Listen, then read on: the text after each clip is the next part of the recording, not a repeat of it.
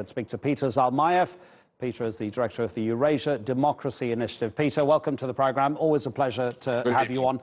Listen, the release of these boats, does it show that there could well be a real breakthrough in terms of the fighting that's going on in eastern Ukraine and a deal to be made here?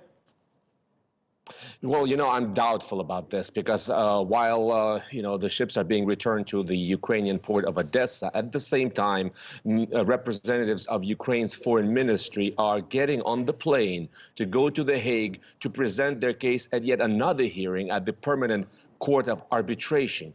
Ukraine keeps insisting that Russia has illegally prevented Ukrainian ships from passing across the Kerch Strait, has violated, therefore, the International Convention on the Law of the Sea. And what we hear from Ukrainian officials is the same kind of very hostile rhetoric about Russia's actions. We have not really seen much change when it comes to Ukraine's official position from the previous government of President Poroshenko to the current government of President Zelensky.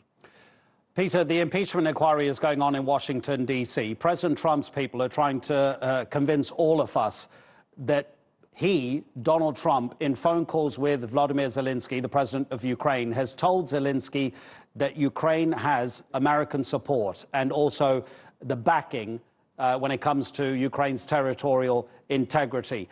I suppose the question is the quid pro quo that they're investigating in the House of Representatives. How important is that to Ukraine? In other words, without American support and without American military assistance, can Kiev in any way stand up to Moscow?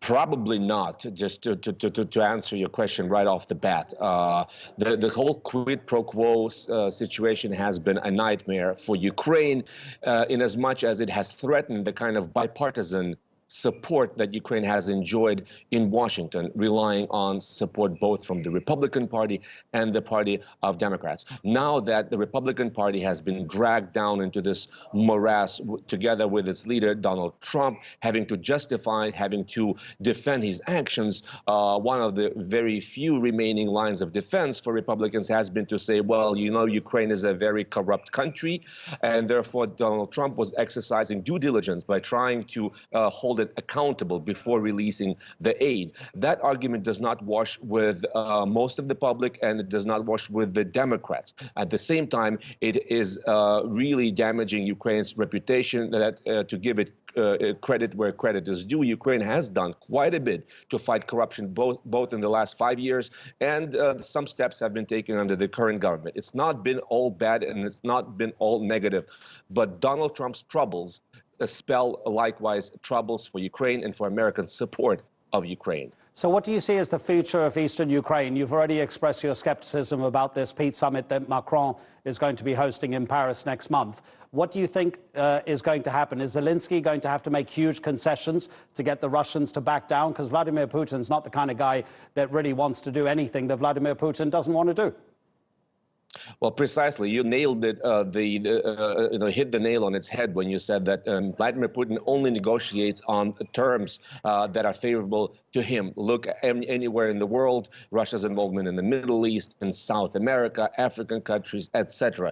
Vladimir Putin wants for the eastern part of Ukraine, if it were ever to return to Ukraine, to act as a sort of Trojan horse, to be able, to affect Ukrainian politics, prevent it from gravitating any further towards Brussels, towards the European Union and towards NATO that Ukraine has stated it wants to join. Otherwise, if there's no go there, the territory will remain essentially as a frozen conflict on the sort of pattern that we've seen in Transnistria and in the breakaway republics of Georgia and Abkhazia and South Ossetia.